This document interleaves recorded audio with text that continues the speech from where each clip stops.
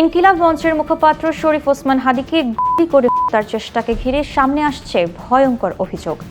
তার আগাম তথ্য থাকা সত্ত্বেও নাকি কোনো কার্যকর ব্যবস্থা নেয়নি সরকার। ভারতীয় আগ্রাসন ও আওয়ামী লীগের দেশ বিরোধী কার্যক্রমের বিরুদ্ধে দীর্ঘদিন ধরে সোচ্চার কণ্ঠ হিসেবে পরিচিত শরীফ ওসমান হাদী। সূত্র বলছে, হাদী সহ শীর্ষস্থানীয় কয়েকজন জুলাই যোদ্ধার উপর হত্যার উদ্দেশ্যে হামলার আশঙ্কার তথ্য সরকারকে আগেই জানানো হয়েছিল। টার্গেট এর সম্ভাব্য তালিকায় ছিলেন জাতীয় নাগরিক পার্টির দক্ষিণাঞ্চলের মুখ্য সংগঠক হাসনাত আব্দুল্লাহ, আমার বাংলাদেশ পার্টির সাধারণ সম্পাদক ব্যারিস্টার আসাদুজ্জামান ফুয়াদ সহ আরও কয়েকজন।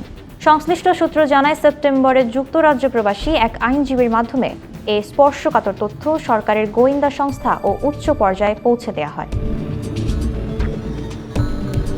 শরীফ ওসমান হাদী নিজের সহ ৩ জন জুলাই যোদ্ধা সরকারের দায়িত্বশীলদের কাছে ব্যক্তিগতভাবেও হুমকির কথা জানান। ওই আইনজীবী জানান, বিশ্বের কয়েকটি দেশের গুরুত্বপূর্ণ সিকিউরিটি এজেন্সির সঙ্গে পেশাগত সম্পৃক্ততার কারণেই তার কাছে এসব বিশ্বাসযোগ্য তথ্য আসে এবং দ্রুত ব্যবস্থা না নিলে বিপদের আশঙ্কার কথাও জানান তিনি। ব্যারিস্টার আসাদুজ্জামান ফুয়াদ বলেন, অত্যন্ত নির্ভরযোগ্য সূত্রে তার তথ্য পেয়ে আমরা সরকারকে জানিয়েছিলাম, কিন্তু কোনো পদক্ষেপ নেওয়া হয়নি। তিনি আরো বলেন, নির্বাচনের আগে সন্ত্রাসীদের বিরুদ্ধে বড় ধরনের অভিযান ছাড়া সুষ্ঠু নির্বাচন সম্ভব নয়।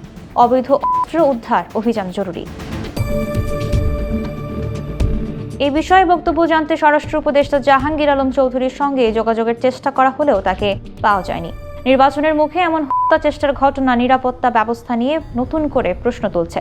আগাম সতর্কতা উপেক্ষা করা হলো কিনা এ প্রশ্নের জবাব এখনও অজানা।